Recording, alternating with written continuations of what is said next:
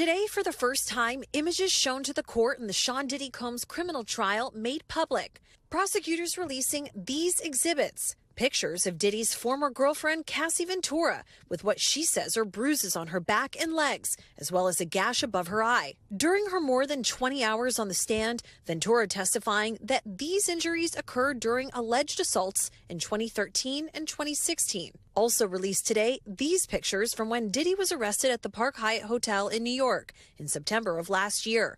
A special agent with Homeland Security testifying last week that the items found included bottles of baby oil and drugs including pink packets of ketamine. Meanwhile, on the stand, singer Dawn Richard offering dramatic and at times tense testimony about the years she spent working for Combs. Richard describing an incident in 2009 when she allegedly saw Diddy assault his then-girlfriend Cassie, testifying the next day she received a call from Diddy with a warning.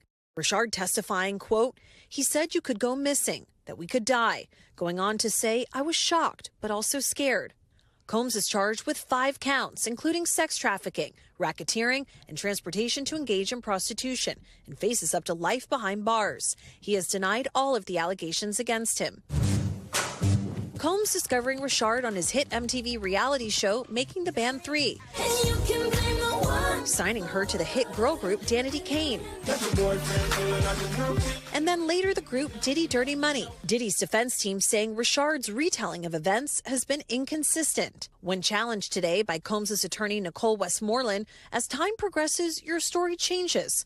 To which Richard responded, yes, adding that it's been difficult to remember these alleged incidents because she's, quote, tried to erase those memories. Combs' lawyer also arguing that Richard filed a civil suit against Combs in 2024, shortly after Ventura went public with her own accusations, saying that Richard only wanted money. But Richard saying it was about justice. Today's testimony wrapping up with a former friend of Ventura and a former personal assistant of Diddy. And Chloe Melas joins us now from just outside that Manhattan courthouse where everything is playing out inside. Chloe, day 1 of week 2, you have been in and out of that courtroom since the very beginning. We have already heard dramatic testimony and seen these pictures from the prosecution. What do we expect to happen this week? So we expect to also have Combs' assistant take the stand once again, a personal chef who once worked for Combs, who is going to talk about a violent night and potentially other violent incidents. We could even hear from Cassie Ventura's mother this week, barring that she doesn't go into labor. And again, the prosecution, they have 6 weeks worth of witnesses. Chloe Melas, thank you. And NBC News legal analyst Danny Savalos joins us now with more.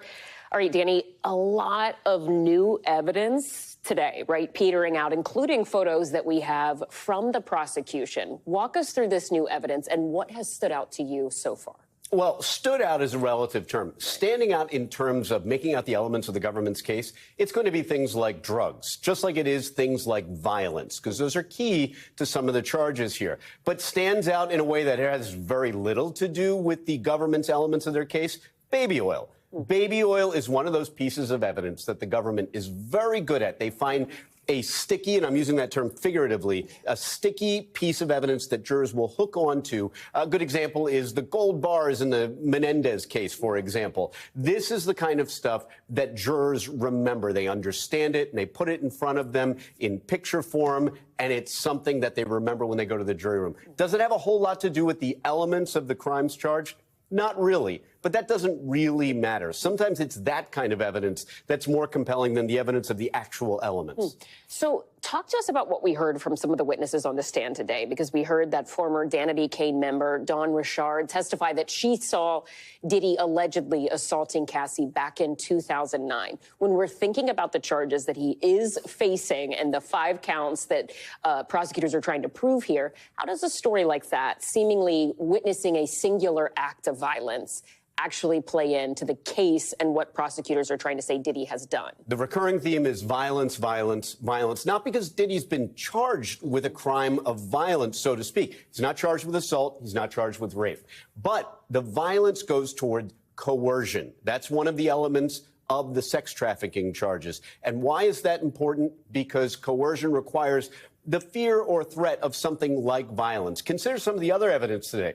Ventura apparently told James, Diddy's assistant, that she felt like she couldn't leave because she depended on Combs for everything. That sure feels like coercion, but it may not be coercion as it's defined in the sex trafficking law. So the elements are always key, and the violence really goes to the issue of coercion for sex trafficking, which is arguably the government's strongest charge. It carries the most severe penalties. Okay, so thus far, do you think prosecutors have been effective at trying to prove that? Yes, and the government, traditionally, federal prosecutors engage in what we defense attorneys call overkill. They shove a lot of evidence. So you're not just going to get one or two witnesses talking about violence. You're going to get a lot, and there are more to come. People that work for him, prostitutes, escorts, and you're going to hear all of these elements.